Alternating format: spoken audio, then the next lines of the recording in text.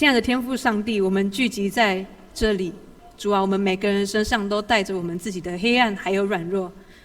但主，我们来到这边的时候，我们知道我们可以将这一切排列在你的施恩宝座前。亲爱的父，在这段时间，愿你怜悯你的儿子女儿们，借着圣经还有圣灵的工作，让我们更深的了解你，也更深的知道你如何在我们的生命中赐下安慰，赐下平安。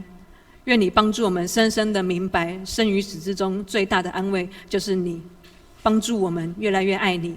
这样祷告，侍奉耶稣基督的名，阿们。好，那我们今天要看的这段经文呢，应该是我们当中很多伙伴非常熟悉的经文，关于一个父亲还有他的大小儿子的一个故事。那我简单的说一下这个一个父亲和大小儿子的故事是怎么样的一个状况呢？这个故事是耶稣他在路加福音的时候跟在他听他讲道的人分享的一个比喻。好，所以他用这个比喻来比喻上帝的家像什么。那这个上帝的家呢很好玩，他有一个非常有点可怜，然后又温柔的父亲。为什么他又温柔又有点可怜？因为他两个孩子看起来都跟他不亲。其中我们很熟的浪子回头的故事，第二个小儿子，他在经文这个段落的一开始就说：“爸分家产给我。”然后他就出去了。所以这个爸爸真的是有点惨。然后再来大儿子，我们后来又发现，当那个弟弟流浪回来之后，这个大儿子却没有办法接受弟弟进到家里面，因为他就觉得说，这个弟弟在外面放荡那么久，怎么可以就是没有任何代价的就又回到爸爸的家中呢？所以从这样子兄弟的对照，我们可以看到，虽然小儿子在外面流浪，但是大儿子的心却远离父亲那种想要拥抱孩子的心是非常远的。我们就有点不知道说这个家到底是发生什么事，为什么我们听到耶稣比喻上帝的家却是这样子的呢？一个可怜的爸爸，两个跟爸爸不亲的孩子，这是什么样的状况？好，那所以我们首先就一起先来细看两个儿子的状态。首先我们先看小儿子，我们如果看到经文的第12、13节，就如刚刚说的，我们看到他很直接就说：“爸爸家产分给我。”我们知道分家产是什么时候才会有的事情？很好，有人听到，我有听到有人说爸爸过世的时候嘛。这个不只是在华人社会哦，这个在世界很多的文化中，如果我们去问说，如果在你父亲在世的时候去分家产，这样是可行的吗？大部分村落或是文化的人会说，这样绝对是不可行的，因为这样等于是诅咒说，爸，你可不可以早点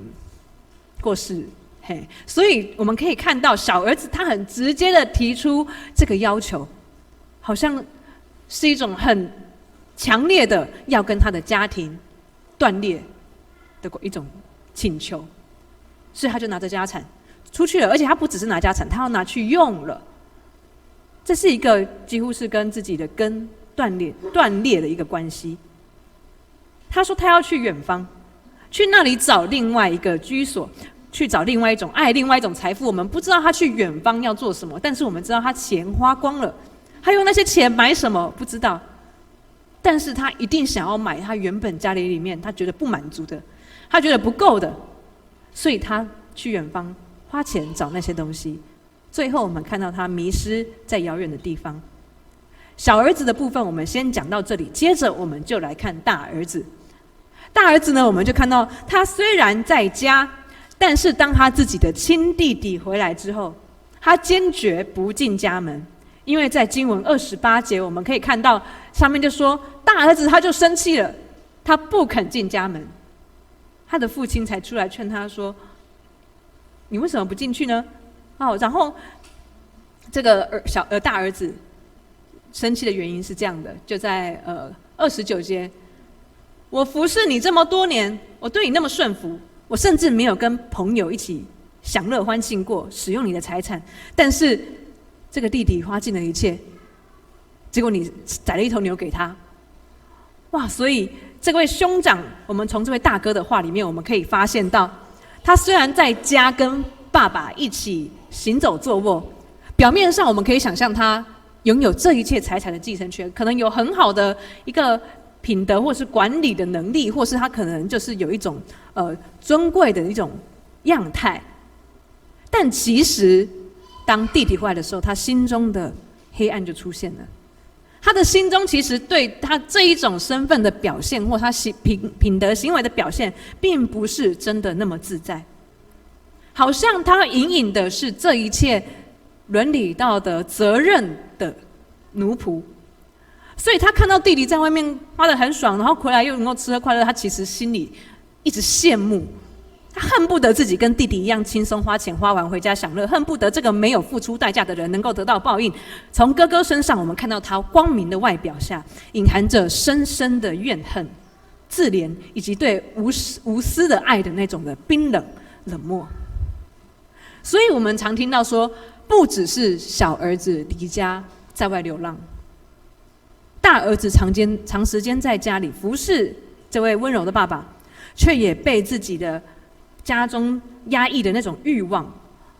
或是说他自己的责任感，导致他的心在一个黑暗的地方也迷失了。他的心在这一切的活动下，竟然也是那么的远离光明、喜乐，还有温暖无私的爱。他也是个在自己家中流浪的孩子。所以从这两个都在流浪的孩子身上，我们看到一个状态，就是大儿子、小儿子对自己的家都不满意。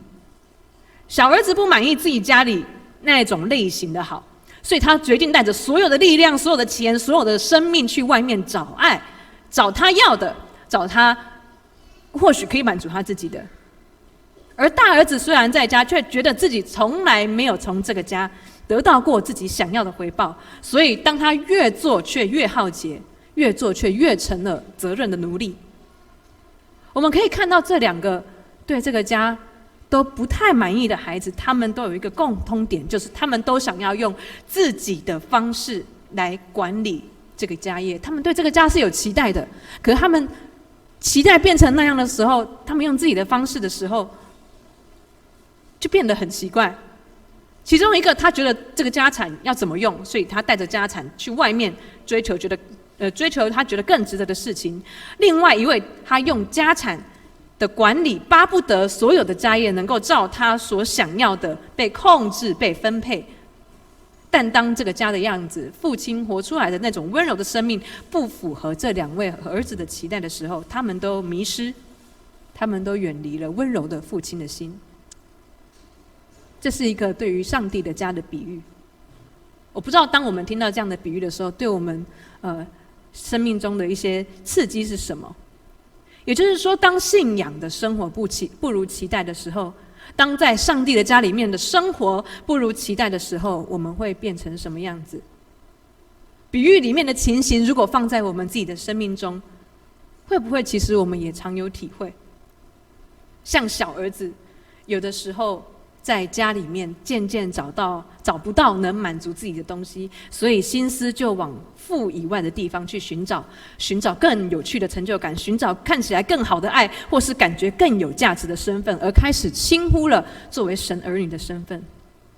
会不会有的时候也会像大儿子，当自己长时间付出没有得到理想的回报的时候，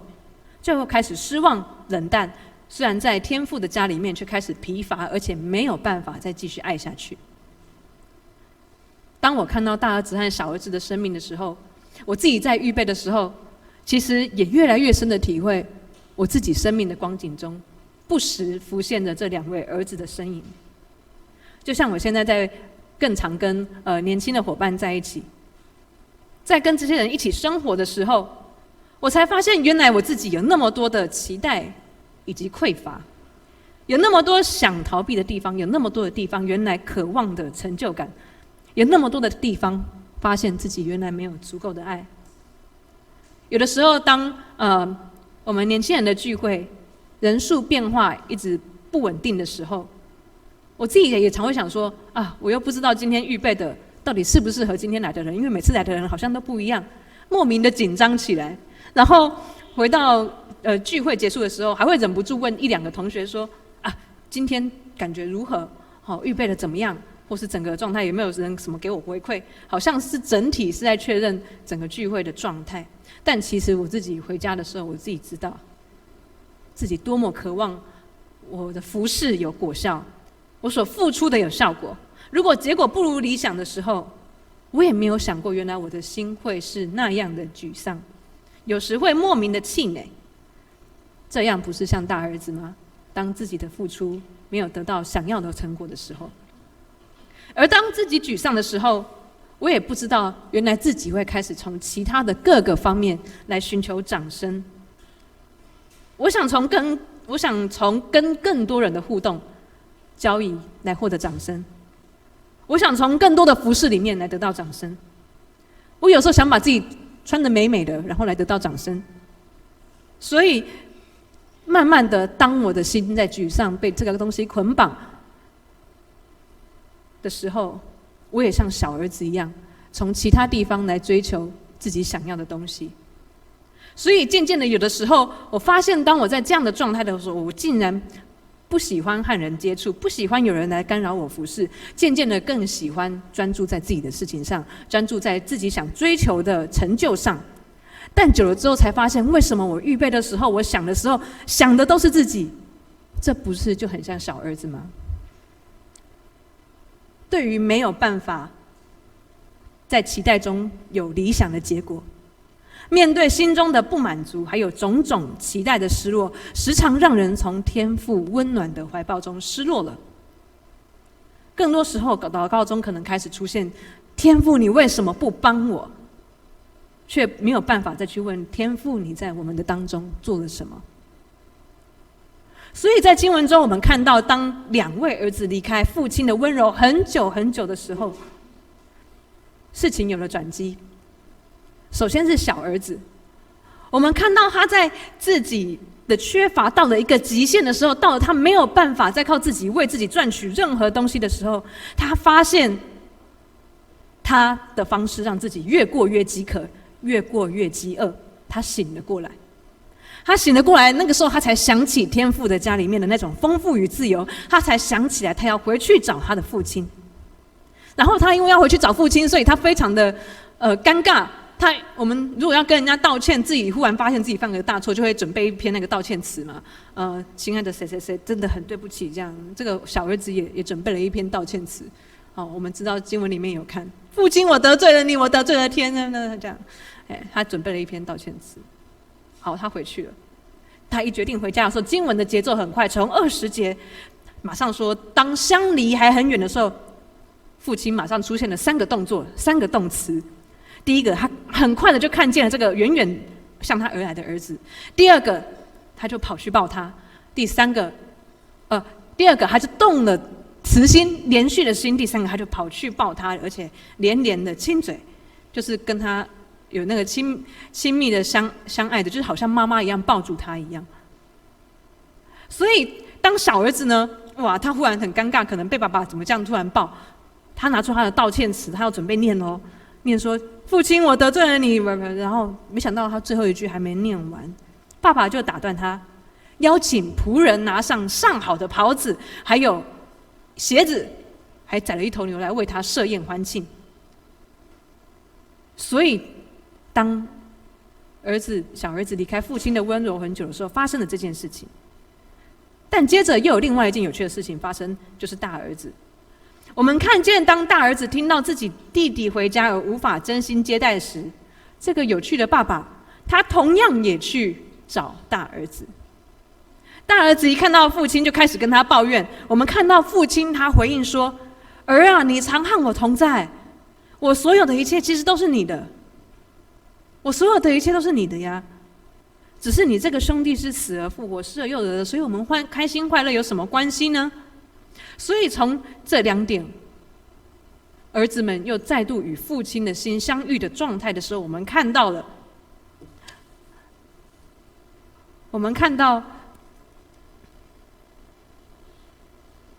当小儿子他回家的时候，他一开始还是喜欢照自己的期待做事，他一开始还是喜欢自己有个自己的 SOP， 要先道歉，然后说我要当你的奴隶，然后再慢慢过点像样的生活。他原本还是想照自己的期待，然后慢慢的走这条回家的路。但是天父不只是这样，他是直接跑过来抱住儿子，恢复他身为儿女的身份。大儿子方面，我们看到当大儿子因着事情不是照自己的期待的发展而生气的时候，天父直接跟他说：我的丰富是无限量的，而且都是你的，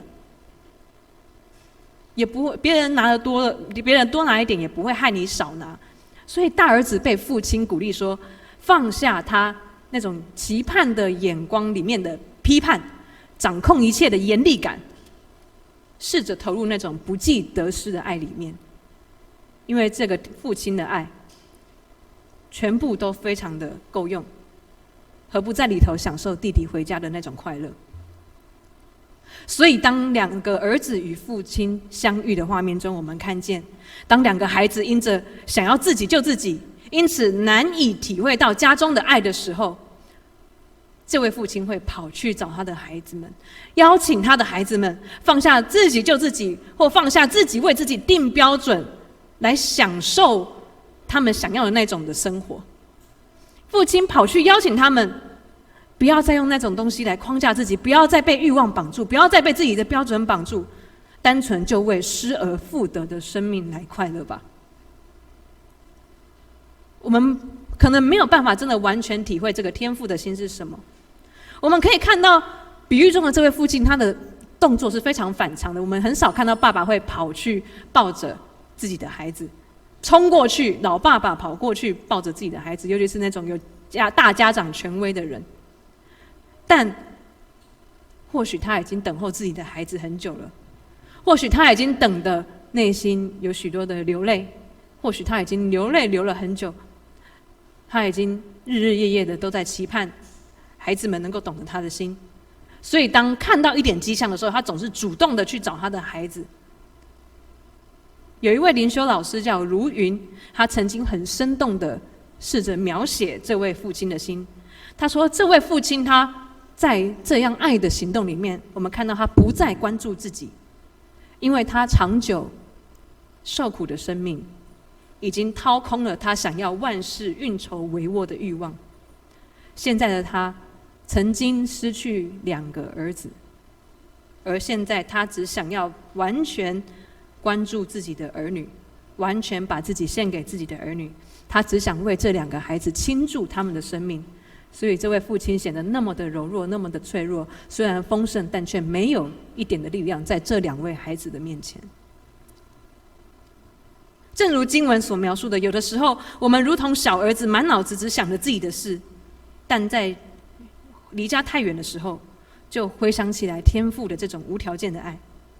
有的时候又如同大儿子，在家里面拼命赚取业绩，却对生活中各样不理想的事情发怒、生气、沮丧，而失去了真实的仁慈、喜乐还有宽恕。就连像我刚刚分享的，自己在教会服事的时候，也常常看到自己内在就好像住了大儿子和小儿子一样。但是天父借着他的大能，用各样的人事，开始对每位小孩子伸出他的手，对每位失落的大小儿子不断的说，我已经看见你，我奔跑来找你，我拥抱你，所以投靠我，别再依靠自己的期待，别再依靠自己的方式，学着跟我一样，在受苦等候中不再去掌控，而成为仁慈给予的那样子的身段吧。因为这是在爱里面才能享受的痛苦，也是在爱里面才能享受的喜乐，是慈父的心，是慈父的喜乐。因为之前刚刚分享的那样子的一种发现自己内在有大儿子小儿子的这样的历程，我也开始阅读了一些牧师们分享的故事。我最近开始读到一位在万华地区服侍皆有帮派分子还有毒瘾者的牧师吴牧师的代祷信，就这样子大概每个月看一封，这样读，就发现很有趣的事情。这位牧师在万华地区建立的教会叫做活水泉教会。那在他的祷告信中，时常看到的，他毫不隐瞒的坦诚说，他每天面对教会中来的许多酒鬼、吸毒，有的时候还会直接开门进来教会吐，然后骗钱、要钱，心中自己对自己服侍的对象，实在是充满了许多的厌恶、恶心。有一次，他跟一位弟兄约好隔天要去探访，但隔天这位弟兄一起要去探访的时候，那个弟兄竟然是醉醺醺的出现，可以看到他昨晚酗酒，所以他嘴巴的那个酒精味非常的浓。然后他还是到牧师身边说：“好，我们一起去探访。”好，牧师知道他这样子，好，没办法，还是带着他一起去医院。在医院探访的时候，吴牧师就邀请他为病人读一段圣经。那这位弟兄这样有点醉醉的翻开圣经开始读，因为有点受酒精的影响，所以他读的时候其实也还都听不清楚他到底在读什么，就是好像在念念有词，不知道在念什么，就把圣经这样念。但是在念的时候，这位弟兄一边念一边流鼻涕，一边流眼泪，一直哭泣。然后吴牧师就陪病人祷告，接着也为这位醉醺醺的弟兄祷告。